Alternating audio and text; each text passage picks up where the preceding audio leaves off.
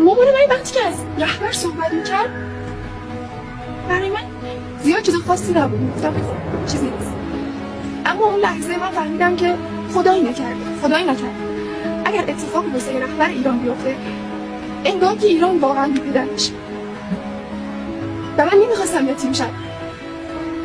برای همین یه ویدیو کاملا دلی پخش کردم، توی پیجم گذاشتم و با رهبرم صحبت کردم، با آقا جانم صحبت کردم.